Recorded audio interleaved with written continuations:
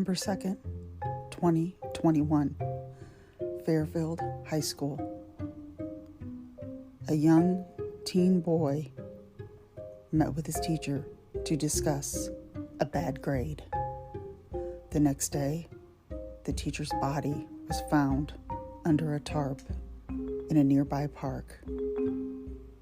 This is a story of Nohema Graber.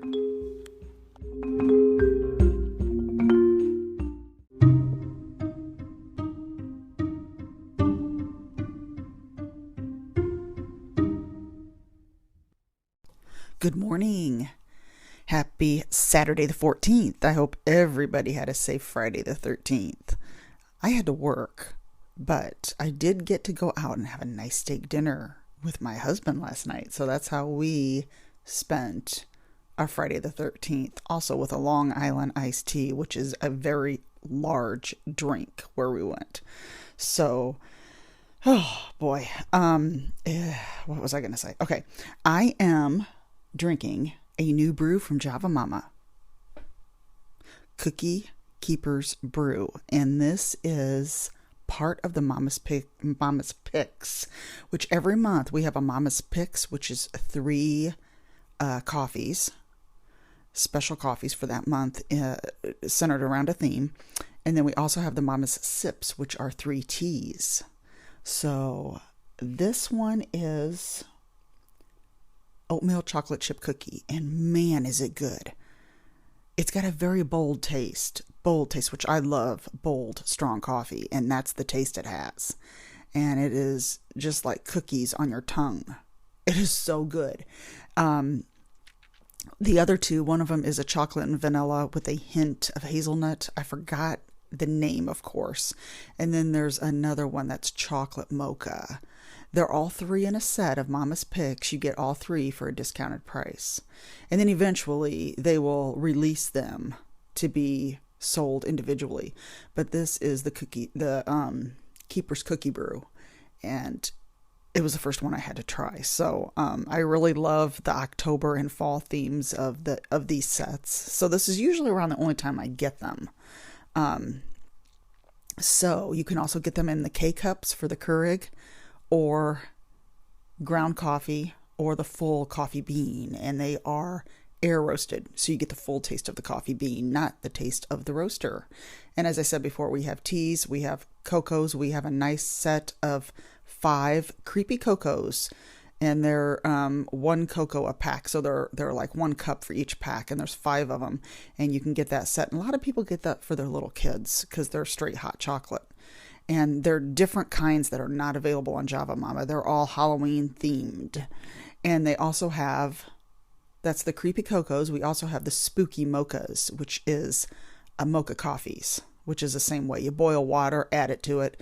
And there's also instructions on there where you can put these as a frappe. You can make them with milk and ice and make them as a frappe. I know a lot of people like those, and they're so good. They're not a strong coffee flavor.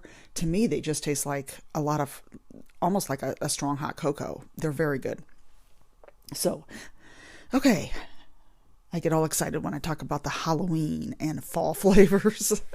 So I am bringing you a story today, and it seems like I have heard about this, but I didn't hear the whole story in depth. So I ran across it, and I really I'm up to, this is episode 62. I've got 63 written down. Oh my gosh, don't tell me I'm wrong about my episodes. Because Larry Hall was the last one, and that went over pretty well. And I actually picked up the book Blackbird, on which it's based.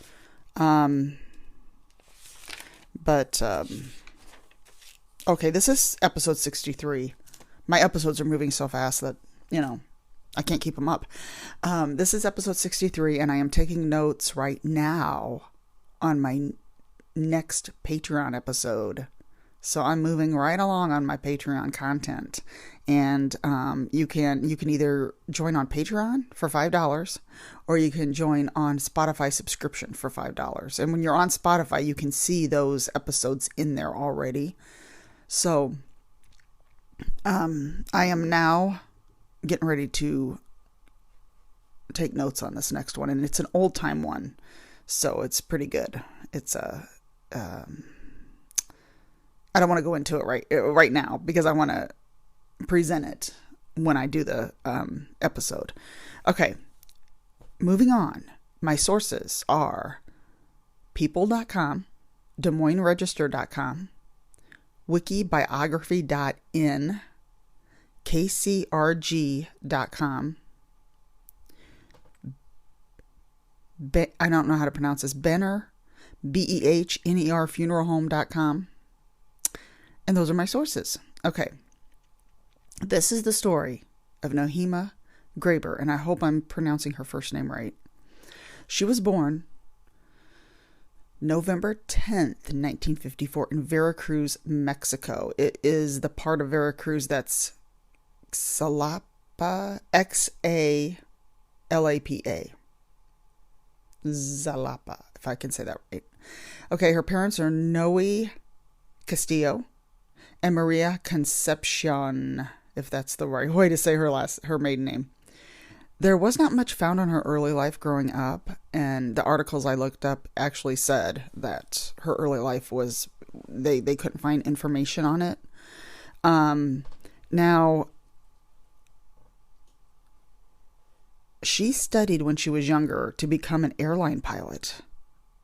And I thought that was fascinating because she was one of the first women in Mexico trained to fly passenger jets. And that is amazing. Yes. So that just really made me happy when I read that. And I just had to include it here. So she was, wow, trained to fly passenger jets. She was married. Her husband is Paul Graber. They had 3 children. They got married in October 4th of 1986. They had 1 girl and 2 boys, and they ended up moving to Fairfield, Iowa. Now, Fairfield is a town of 9,400 people, and she had a passion for teaching students, and she loved teaching her native language, so she became a Spanish teacher, and she started in 2012 at Fairfield High School. And this was once her children got older. So, and she was respected in her community as a teacher, and she was very dedicated and a stand-up citizen. So she was well admired in the community.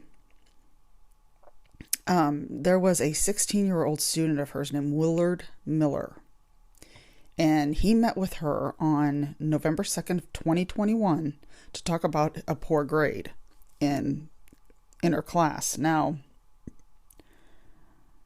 this grade would lower his grade point average, and so he met with her, and then the next week they got information from some witnesses that saw her van being driven later that day with 2 boys in the front seat. They were leaving a park where Mrs. Graber usually took her daily walk. So that was the park that she liked to walk, and they saw her van leave with 2 boys in the front. Another witness got a phone call from a kid named Jeremy Goodale. He was also 16, and the phone call was from him to come and pick him up. And so he came and picked this witness, he or she, I'm not sure, came to pick him up, but he was with Willard Miller. And this was on a rural road. And Mrs. Graber's van was actually left there and parked at the end of that road. So I don't know if it was a dead end. I mean, it's a country road. Nohema Graber's body was found in that park on November 3rd of 2021 under a tarp, wheelbarrow, railroad ties, and beaten with a baseball bat. She suffered inflicted trauma to the head. Willard, okay, I already talked about his grade. My notes are like all over the place, but he said he knew what happened to Mrs. Graber, but that he didn't have anything to do with her death. It was a group of masked kids. They forced him to get them the wheelbarrow, help move her, and drive her van. Okay, wait a minute. This, okay, this is just strange. Right away, you know that there's something not right about this story, right? Okay. There were also Snapchat photos, and a witness came forward about it, saying that they saw a chat on Snapchat between Willard and Jeremy Goodale, and that gave them away as her killers. Willard was there, or Willard was the one who killed her. So Jeremy was charged with conspiracy to commit murder. Both teens were tried as adults. Now, the penalty for first-degree murder, my phone here is going on and off. Okay. They were tried as adults. I'm hoping I'm not having technical difficulties here, but I keep looking at my phone, it's like going black. So, they were both actually tried as adults, and the penalty for first-degree murder is life in prison in Iowa. They argued that both boys stalked Mrs. Graber because they knew her daily routines. They knew she went to that park. And they ambushed her at that park. Jeremy was the lookout as Willard beat Mrs. Graber. Now,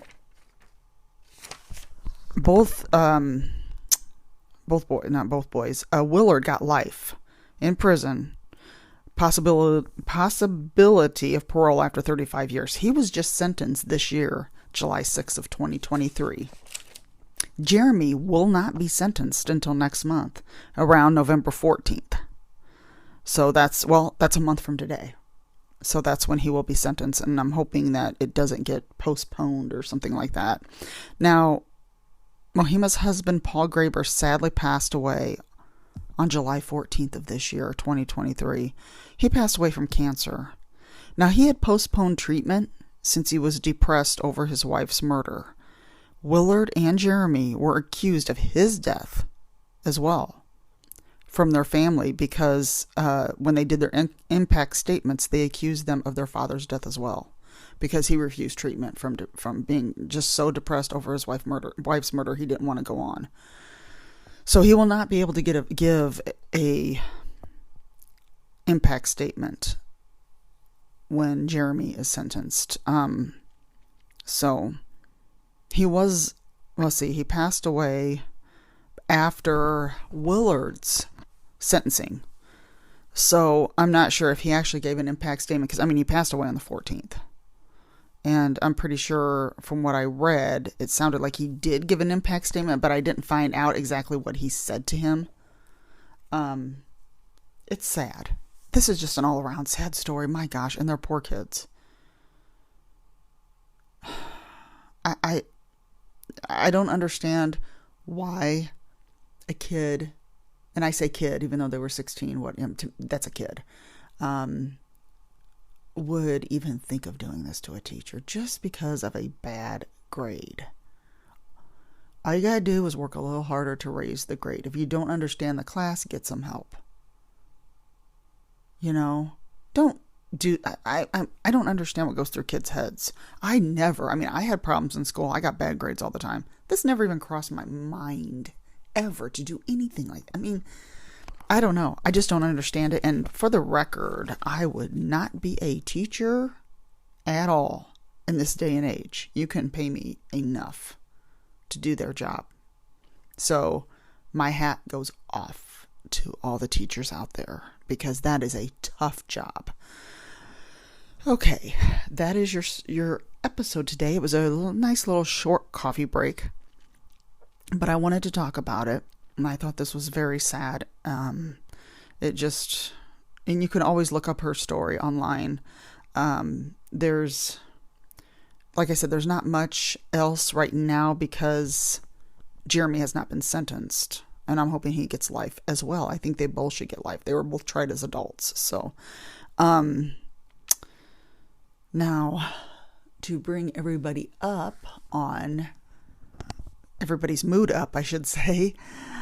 back to Friday the 13th.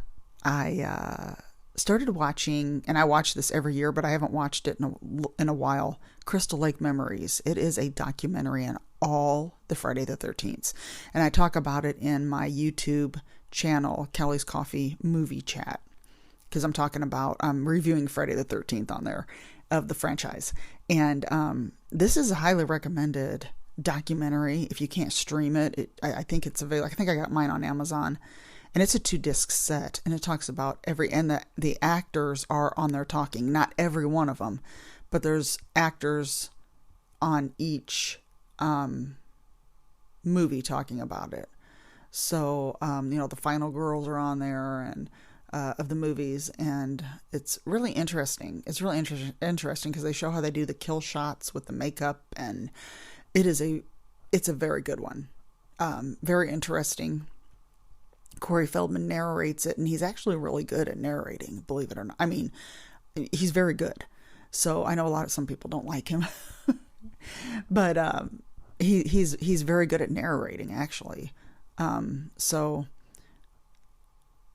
it's, like I said, it's a very enjoyable. It can get vulgar in ways because, of course, they don't beep anything out, but it's very good. So that's highly recommended.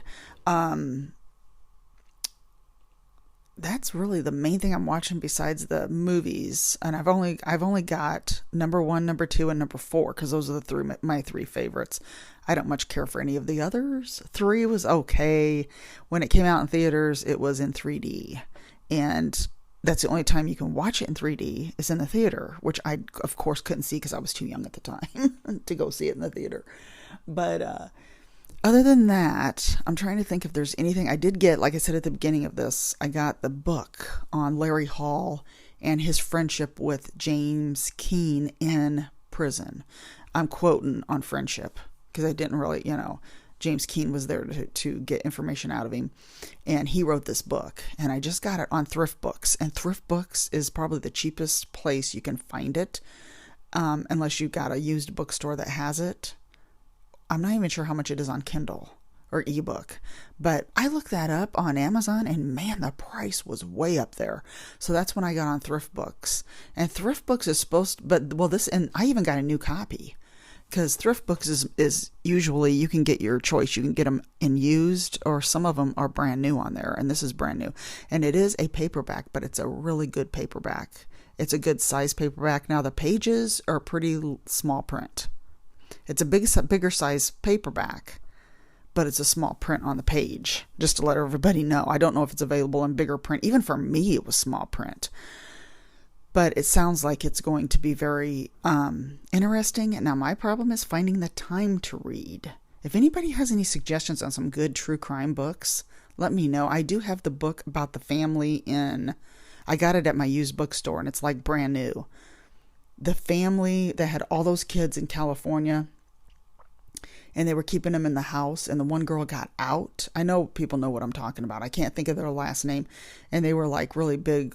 They were strange people myself. I mean, yeah, they got arrested, but this girl made it out, and late at night, I think it was on Dateline or 48 Hours, one of those. But I got the book on that, and I haven't read that. I've got quite a few true crime books. I've got murder mysteries.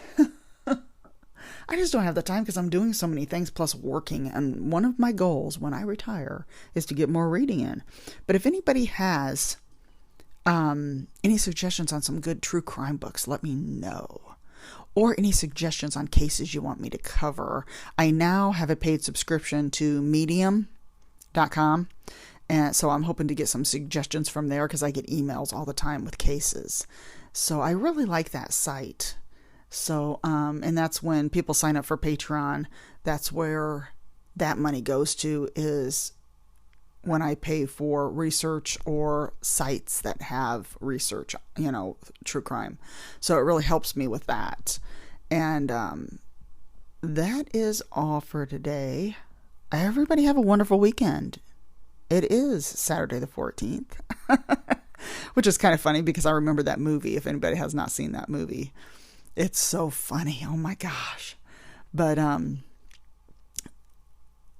Yes, that is all. And I will be back next week with another case. I'm not sure what I'm doing. Like I said, I've got to find them. But like I said, if anybody has any suggestions of cases in the Midwest, anywhere around the middle of the United States basically is what I center on. So if anybody has any like not well-known cases or anything like that, please let me know.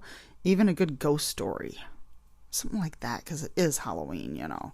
I thought of doing the Bell Witch, but that takes place in Tennessee, which is good. So I thought of maybe doing that, but I know everybody's heard that. But if anybody has any suggestions, let me know. And like I said, I still could do the Bell Witch just for something for Halloween, just to throw in there. A lot of times I like to do different cases like that for the theme around the time that we have now, like October or Christmas or any other. It's hard for me to do a true crime story around Christmas. I did last year. I did the parade, Waukegan parade, where the car drove through the people. Oh my gosh, that was so sad. If you want to go back and check that one out, it's way back. It was from almost a year ago. I don't remember the number. It is not on YouTube because YouTube only has my later episodes, because at the time I started this podcast, I did not know how to put them on YouTube. And I learned way later, so my earlier episodes are not on there. It's on Spotify, Amazon Music, Apple Podcasts, anywhere you get your podcasts, you can hear Kelli's Coffee and Crime Chat. So have a wonderful week, everybody, and I will see you next time.